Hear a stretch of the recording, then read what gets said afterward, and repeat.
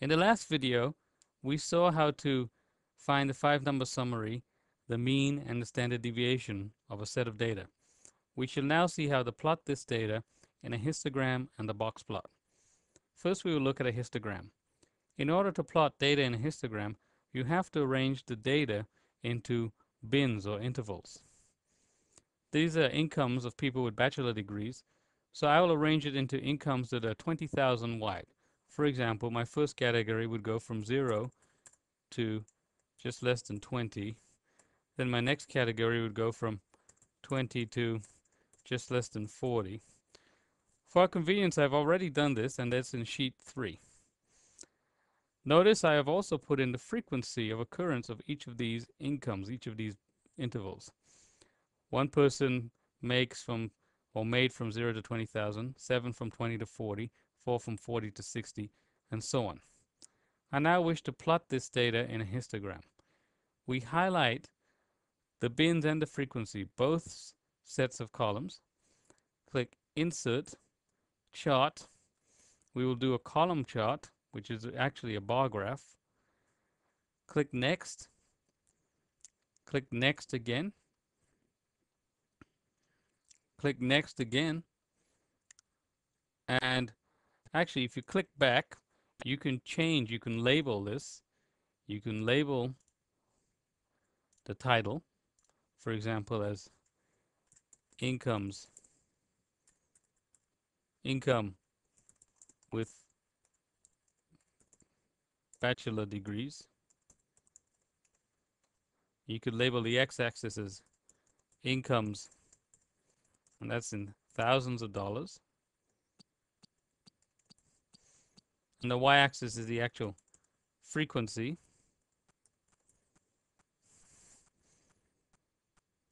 And finally, once you're done labeling, you click Finish, and there's your histogram. However, it's not complete yet. First of all, I normally just take off this series, and we have to have the bars touching. That's a true histogram when the bars touch. To do that, I go on one of the bars, right-click, say Format Data Series, and change this, click Options here, and change this gap width to 0. Now they touch. Here's your final histogram. Now, in order to make a box plot, we normally would make a box plot of the 5-number summary. So I'm going to put this aside here. And we have our 5-number summary written for us already here. I had moved around the numbers. They were originally here, if you look in chart 2, down here. And in sheet 3, I put them on the right side.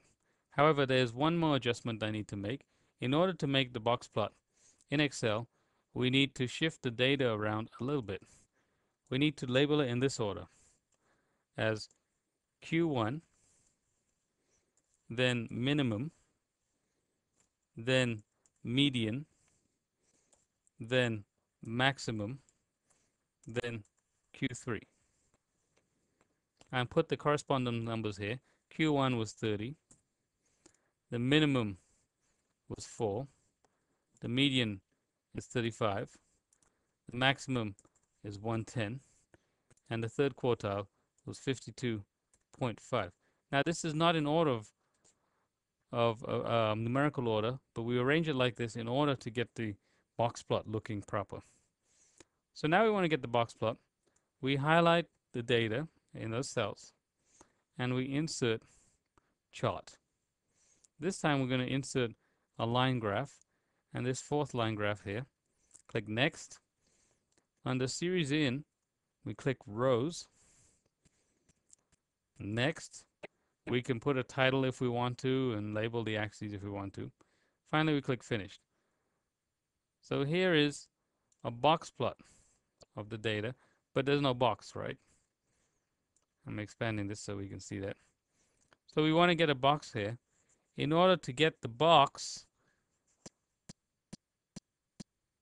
we click on any one of these symbols. Remember, these are labeled here. Q1 is this one. This is the median. This is Q3, and this is the maximum. Notice it has plotted in order. So I'll click on any one of them, right-click, Format Data Series, options, and we click drop lines, up down bars, and we can vary this gap width again. We can make it a little bit less. Actually, by increasing the gap width, you make it more narrow. Click OK. And there is your box plot of the data. If you want to see the symbols a little bit more dark, double click on them, and you can increase on the patterns, you can increase the size of these labelings, like that one there. I increase it to 12.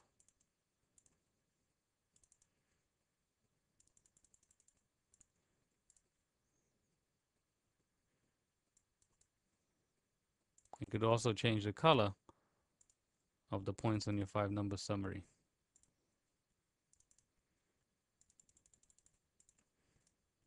And there we go, there's our box plot.